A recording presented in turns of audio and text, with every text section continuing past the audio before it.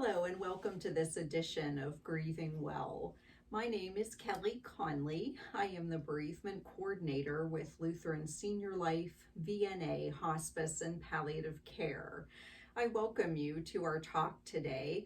As you know, VNA has been a partner in the community for the past 40 years, serving the community through home care, palliative care, and hospice care services.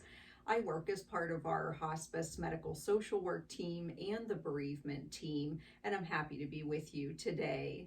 This is the last installment of Grieving Well for now, and so far we have covered some important topics, including grieving during a pandemic, the basics of the grief process, and last time we covered some heavy material talking about guilt, anger, and depression, some very difficult emotional processes we experience often during grief. So today I'd like to go through and talk about our thought process during grieving, as well as celebrating important days and how we can handle and prepare for that. When I talk to our grievers about thought process, many of them are surprised to find that they are actually negative thinkers. And this is very important because of how it bears on our grief process and on our healing. I often have people take a little time to do a thought journal where we are literally recording our thoughts throughout the day, paying attention to the nature of those thoughts, and whether or not we tend to think with a negative bend or a positive one. So while you may look at it as a glass half full thinker or a glass half empty thinker, the truth is that how we think directly impacts how we feel. The reason this is so important during grieving is because it often affects the outcome of our grief. So those who tend to think more toward a negative tone have a much harder time grieving and have a much harder time recovering. Most people feel that they have no control over their thought process, and therefore they just feel as they feel. When I ask people to really consider this and think about the fact that they can control their thought process, it seems a bit daunting at first. Particularly if you may have been raised or been around people who were always negative thinkers, it may be difficult or even seem impossible to change that way of thinking. However, it's not. So what I ask people to do is just practice. In other words, pay attention to the thoughts that come into your mind throughout the day. Take hold of that thought and evaluate it just for 2 or 3 seconds. Decide whether a thought is true, is rational, and if it's something you want to allow to process down into your heart. It takes about 2 to 3 seconds for a thought to come into our mind, plant itself in our heart, and then eventually, of course, becomes a feeling or a reaction. So let's do an example. So if you think to yourself during your grief process, I'm never going to get through this. If that is the thought that continually goes through your mind, chances are you're going to feel very poorly.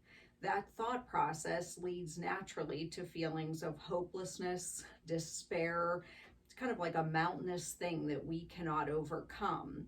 However, if we think on that thought and change the wording just a little bit to, this is very difficult, but I'm going to work hard to grieve well and heal as best I can, that presents a whole different view on things, and it therefore will cause a different set of emotions to be expressed. So with any thought that you have, it is important to take hold of it, evaluate it, and decide whether it's something you're going to entertain in the way that it came into your mind. People think that thoughts are just random, there's no control factor, that we are controlled by our thoughts essentially. However, it's important to know that you do have the power to reshape your thought process and therefore reshape your emotional process and how you feel. So give that some practice over the next week. See if you can pay close attention to what it is that is coming into your mind And before it hits your heart and then becomes a reaction, I ask you to decide whether you want to keep that thought or whether you'd like to restructure it, rename it, reword it to something more manageable. And therefore, it will help you to feel a little better and let yourself know that you are going to be okay. Most people who are grieving a really significant loss question whether or not they will ever be okay. They question whether they can handle the emotions they're feeling because they are extremely overwhelming. I want you to know that this is normal. It is okay. It is normal to feel as though you're not sure you're going to make it through this process. But I'd like to assure you that you can, and with some good support and good thought processes, we can in fact utilize all of our tools in our toolbox and make it through the process and get to the other side of our grief. This does not mean that we're not going to cry a lot, that we're never going to be angry, that we're not going to experience some grief-related depression. Those are all very normal parts and necessary parts of the process. However, experiencing those things does not mean that we are not going to make it to the other side. So we need people around us who are safe, who are non-judgmental, who are encouraging, and who are supportive, who can just listen and tell us that it's going to be okay, even when we think it's not, who can listen and not tell us that we've grieved too long, who can listen and just tell us that they're there and that they will continue to listen. Probably the most important things in the toolbox that we've kind of put together through this series is information, for one, education and knowledge, understanding that grief is a normal process, that it's something everyone goes through at some point in their life, and that many, many people before you have gone through this and have done well and gotten to the other side, and that you can too. The tool of support, having the love and unconditional support of others, is a very important piece. And maybe that comes from a friend, a family member, someone in a support group. Maybe it comes from a counselor or a priest or someone in a spiritual realm. Whomever it is, that person is very important and vital to your healing.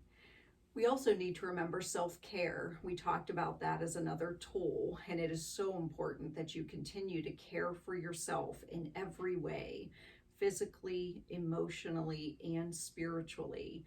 We really need sometimes to just step back and take an evaluation of how we're doing with caring for ourselves, especially if you're a person who often just cares for everyone else.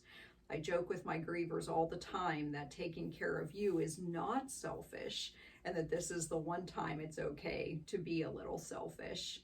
People need you and you need others, and we can't have you falling apart during this process. We can't have you being physically sick.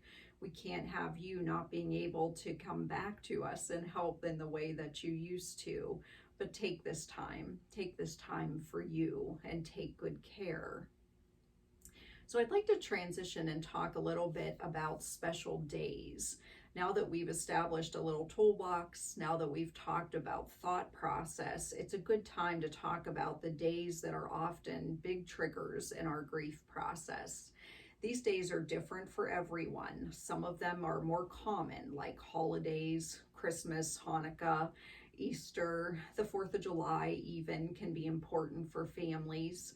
Holidays like anniversaries, birthdays, and even just maybe the second Wednesday of every month for you, for some reason, might be an extra hard day. People have all different reasons that certain days are important, special, and maybe more difficult for them. What I ask my grievers to do is to prepare ahead of time for those days.